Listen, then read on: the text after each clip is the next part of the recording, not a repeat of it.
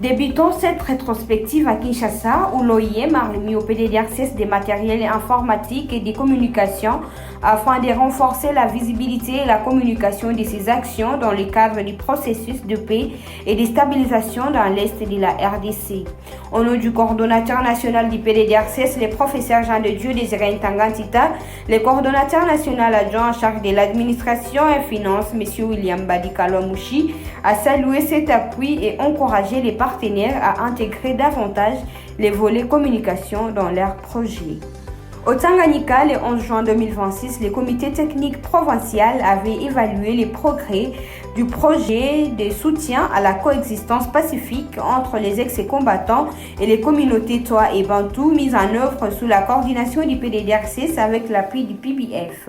Des avancées notables ont été enregistrées, notamment dans les études de réintégration et la formation professionnelle des 398 bénéficiaires, dont 181 ex-combattants.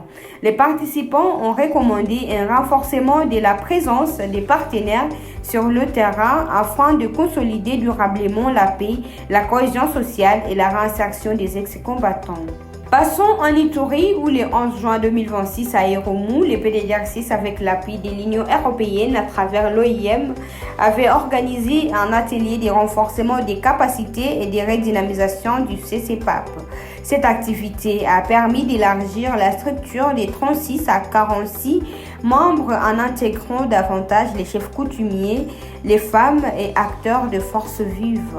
Les participants ont été formés sur la stratégie nationale du PDDRCS et le fonctionnement du CCPAP afin de renforcer leur contribution à la paix, à la cohésion sociale et à la résolution des conflits dans les territoires d'Irumu.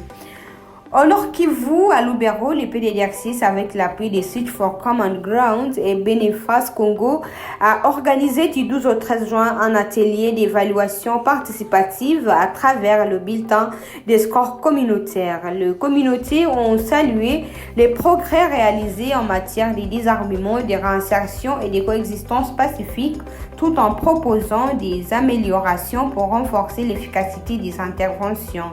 Cette initiative visait à impliquer davantage les communautés dans les processus de stabilisation et le suivi des actions du programme. Pour clôturer au site Kivu, le PDDRCS Ouvira avait réuni ses partenaires de protection de l'enfance pour évaluer les alertes liées à l'utilisation des enfants par les groupes armés et renforcer la coordination des mécanismes de prise en charge le 10 juin 2026.